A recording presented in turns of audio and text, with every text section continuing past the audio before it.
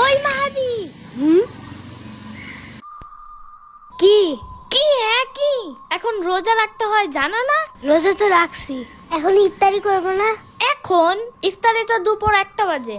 এই না না, ইফতারি করতে হয় সবার 8টা বাজে।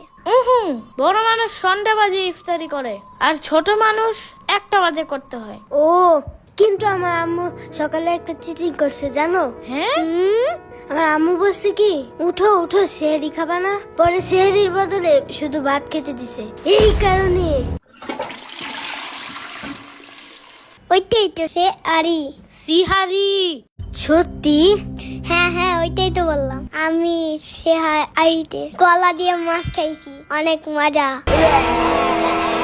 কিন্তু ইফতারি তো আলাদাই, তো ভাত সেহরি হয় কেমনে? এমনে অমনে হেমনে। মেন কথা হইলো তুমি রোজা রাখতেছো না, বুঝছো? ঠিক মতন না রোজা রাখলে অনেক সমস্যা আছে।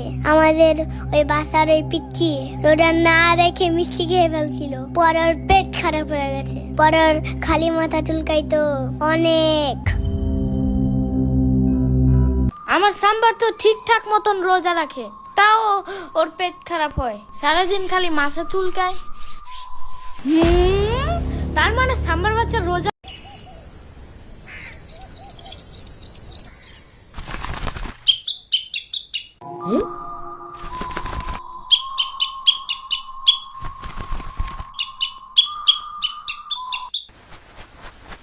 এই শুনো, তুমি বাসায় যাওয়া কেমনে? কথা বলো না কেন? লেট করে বাসায় গেলে তোমার আম্মু কিছু বলে না? আম্মু, আমার একবার মাহাদির বাসা থেকে আসতে লেট হয়েছিল, এই জন্য আমার আম্মু আমার দৌড়ান দিছিল, কিন্তু আমি দৌড় দেই নাই। তুমিও পারবা না দৌড় দিতে, এখন কি করবা? কোন জায়গা থেকে উঠে নিছিলা? হ্যাঁ, এত পাকনামি কেন করো? ছোট মানুষের মতো থাকতে পারো না?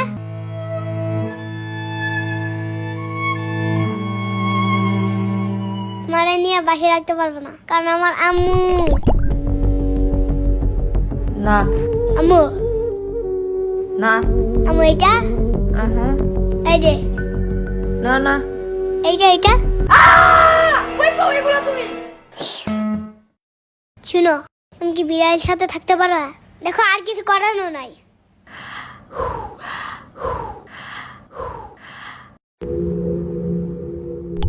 মামা, না না, তোমার বাসায় আসলেই সবাই ঘুমায় কেন? না না ঘুমায় না তো। বাকি সবাই ঘুমায় কেন? বোরিং লাগে না আমার? কি করবো এখন?